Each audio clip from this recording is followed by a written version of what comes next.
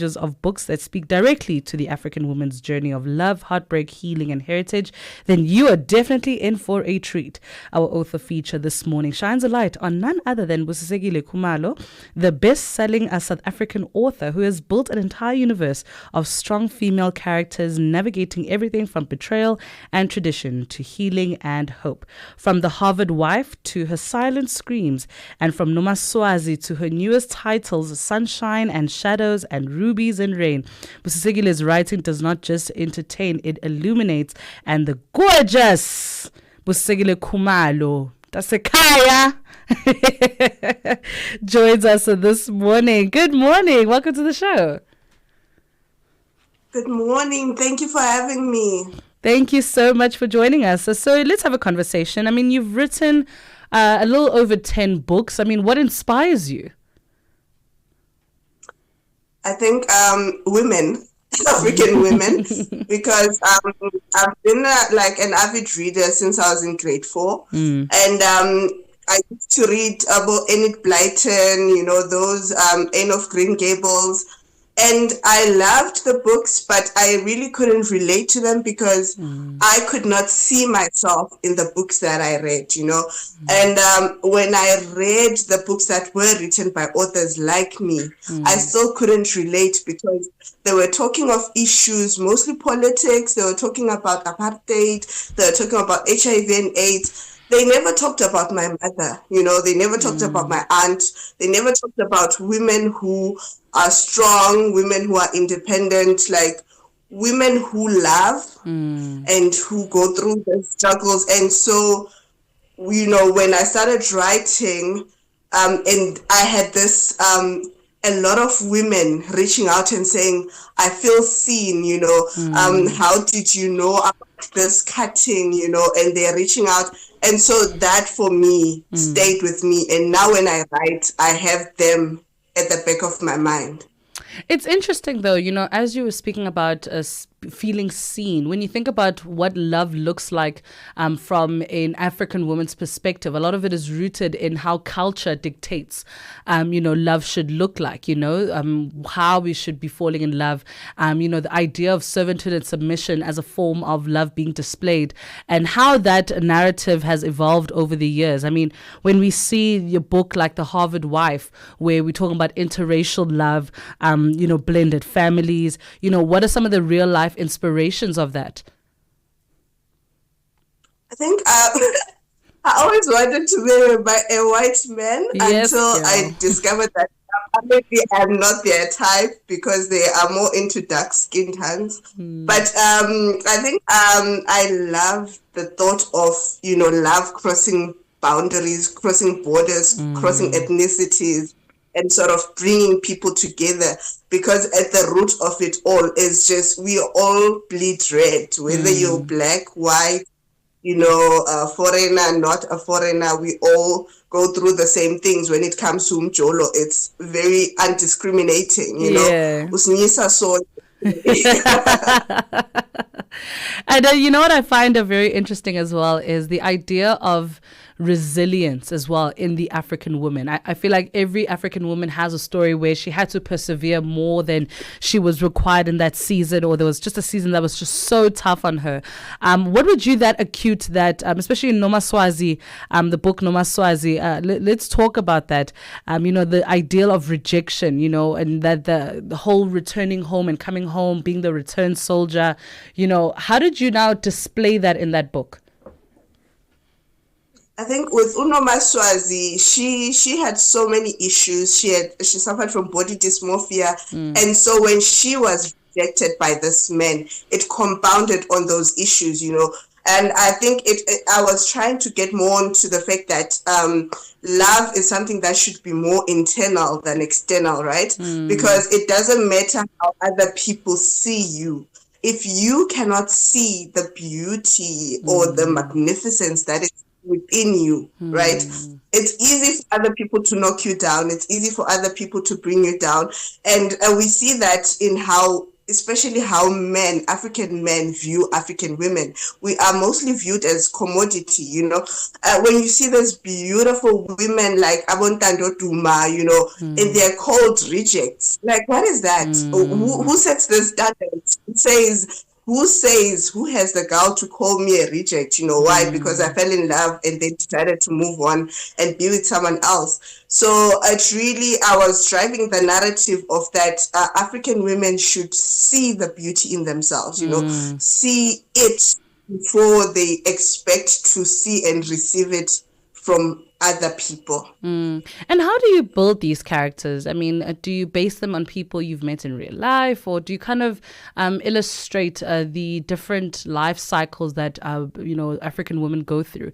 And what does a character development also look like now? Because you kind of have to maintain a certain consistency, especially with character development in your books. What does the development now look like? I think it's a little bit of everything. Because before I even put down a character on pen and paper, I have to hear the voice of the character. I have to know this character intimately. And at times it might be through a day from a friend, like with Sunshine and Shadows. Vimbai, a friend of mine, was like, I want you to write the spiciest book that, has ever existed. I was like, okay, if you allow me to say you are that character. She was like, okay. So I mirrored it according to our experiences in university and what I know of Vimbai, as a person. But at times it just comes from an idea of seeing someone or just, observing. I feel like I people watch a lot in the taxi, when I'm out and about, when I listen to people talk or see how they interact with others from social media, from TV, Yeah, so that's how I get inspiration for those characters. And how then they develop is at times they're going through, there's many things that I feel like everyday women go through. Yeah. And then I ask myself, what would someone from a conservative Swati background like Nomaswazi do? To her, virginity is important. To her, marriage is important. To her, wanting to be accepted is important. So how would she react in this instance? Then that's how I developed the character. Yeah. And how did the book Sunshine and Shadows be received? Because Africa is quite a conservative nation, and whereas African women, particularly Black women, navigating sensuality and youth, I'm sure it was quite a tongue biter there.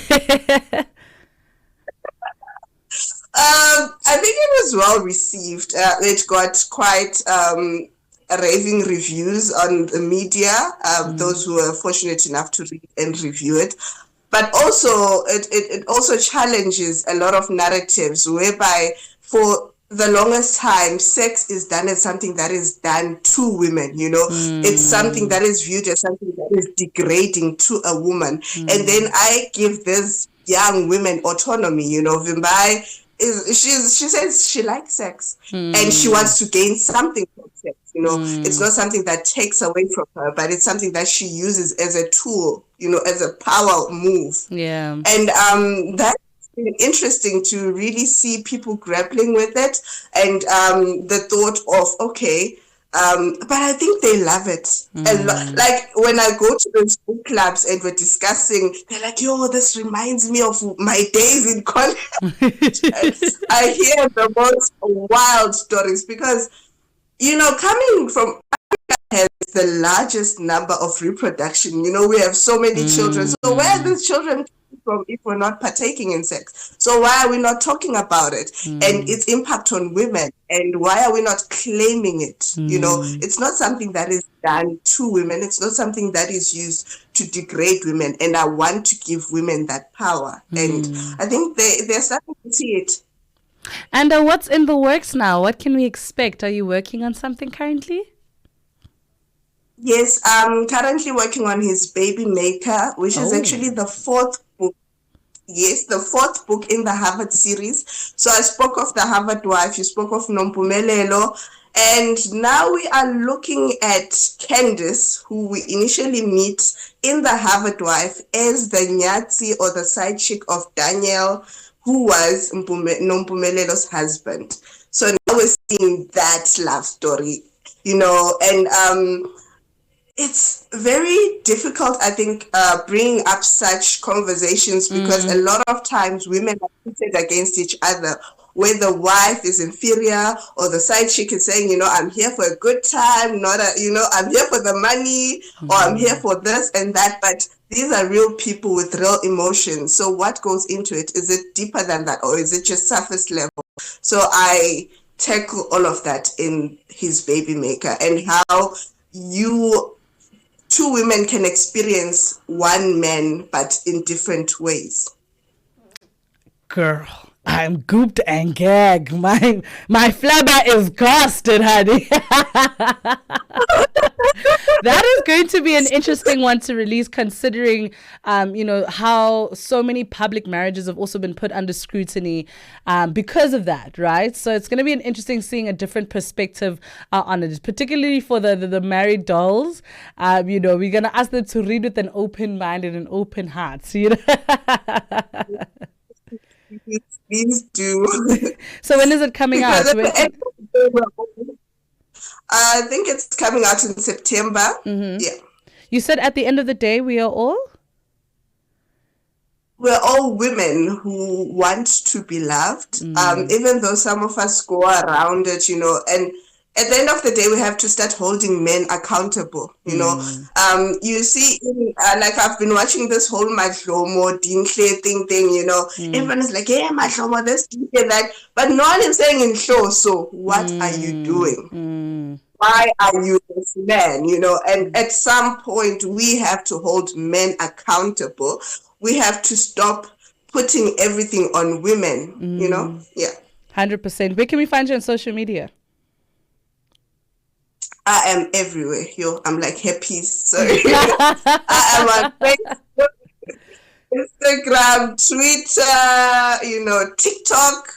Although I can't dance, but I'm there. As Busisekile Khumalo. My DMs are open. Just slide in. I can't wait for more of your work. I think it's such a different perspective. It's a spicy perspective. And I look forward to the future of your books. And we must maintain the best-selling author title. We are keeping that one. We must move it to world best-selling, Listen, Africa to the world, honey. Thank you so much for joining us today. It was an absolute pleasure speaking to you. And all the best. Thank you for having me. I enjoyed myself so much. Fantastic stuff. That was a best-selling author, Busisekile Khumalo, having a chat with us on our author feature about her over 10 books. The new book that is coming out is called His Baby Maker. Very, very interesting one coming through there. A very interesting narrative on women and African women and love and heartbreak and just sensuality. Very, very interesting. Let me know on WhatsApp. How was your week this week? +27634069126. I want to know all about it, darlings, or on social media at Channel Africa 1. It is 6:40 Central African time. Let's enjoy some music. The Oasis with Ntsako Mhlanga.